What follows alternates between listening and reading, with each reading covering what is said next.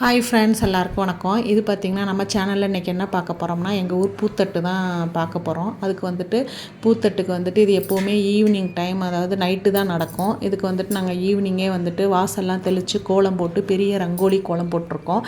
அந்த பூத்தட்டு போகிற அந்த தெரு ஃபுல்லாகவே வந்துட்டு எல்லாருமே வந்துட்டு கூட்டி சுத்தம் பண்ணி வந்துட்டு பெரிய பெரிய கோலங்கள் போட்டிருப்பாங்க.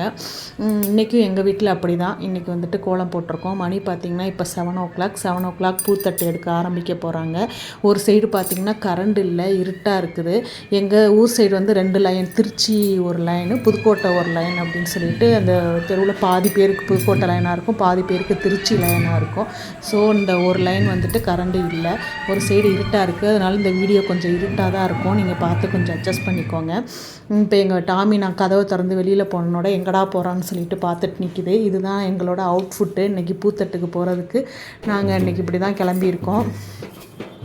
இந்த மாதிரி பூத்தட்டுனா என்னென்னு பார்த்தீங்கன்னா வந்துட்டு பெரும்பாலும் வந்துட்டு தமிழ்நாட்டு சைடெலாம் பார்த்திங்கன்னா ஏப்ரல், மே, ஜூன் இந்த 3 மாதங்கள் வந்துட்டு திருவிழா மாதம் தான் சொல்லுவோம். ஏன்னா வந்துட்டு எல்லா இதுலேயுமே வந்துட்டு திருவிழா நடக்கும். இந்த 3 மாதத்துக்குள்ளே மாரியம்மன் கோவில், அம்மன் கோவில், அந்தந்த ஊரில் என்னென்ன கோவில் இருக்கோ அந்த கோவில்களுக்கு திருவிழா நடக்கும். அப்படி தான் எங்கள் ஊர்லேயும் வந்துட்டு எங்கள் ஊர் மாரியம்மன் கோவிலில் திருவிழா.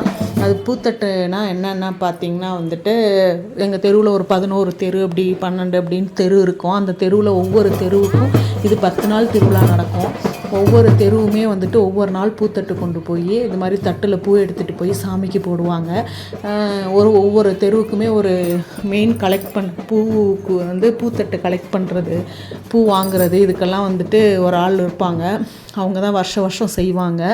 மற்றவங்க எல்லாருக்கிட்டையும் போய் காசு கலெக்ட் பண்ணி பூ வாங்கி இந்த மாதிரி தட்டுங்களில் கொட்டி வச்சு அந்த ஒவ்வொரு தெரு வழியாகவும் நாங்கள் நடந்து போவோம்.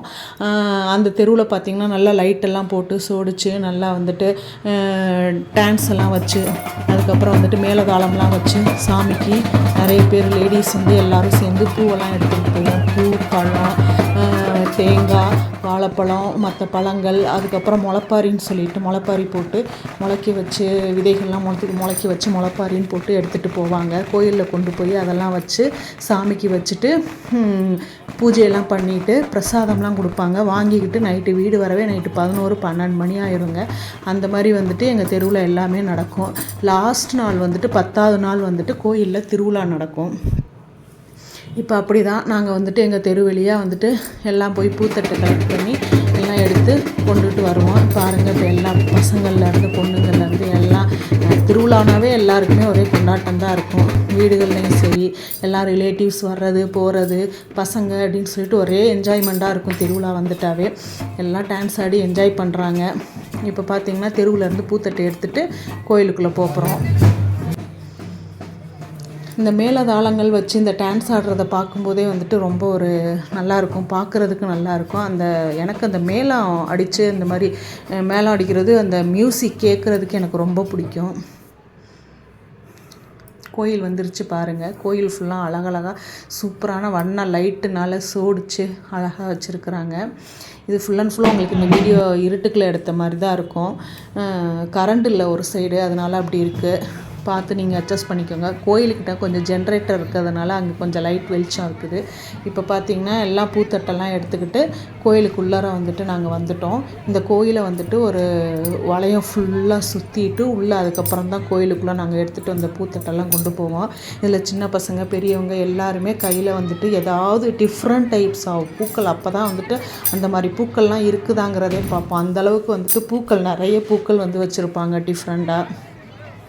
பாருங்கள், உங்களுக்கு பார்த்தாலே தெரியும். எல்லாரும் அன்றைக்கிங்க பார்த்திங்கன்னா புது ட்ரெஸ் போட்டு தலை நிறைய பூ வச்சு கையில் இந்த பூத்தட்டோடு கொண்டுக்கிட்டு போகிறது வந்து சாமிக்கு, அம்மனுக்கு ரொம்ப ஒரு நல்லது அப்படின்னு சொல்லுவாங்க. அப்படி தான் எங்கள் ஊர் ஆளுகளும். இப்போ கோயிலை சுற்றி வர்றோம். கோயிலை சுற்றி இப்போ கோயிலுக்குள்ளார வந்துட்டு பூத்தட்டை கொண்டு போகிறோம். அதுக்கிடையில் பார்த்திங்கன்னா வந்துட்டு கோயிலுக்குள்ளே வந்தனோட அந்த மேளதாளம்லாம் நின்றுச்சு. அதுக்கு பதிகால வந்துட்டு வான வேடிக்கை போட்டாங்க. அதாவது வேட்டுன்னு சொல்லுவோம் நாங்கள்.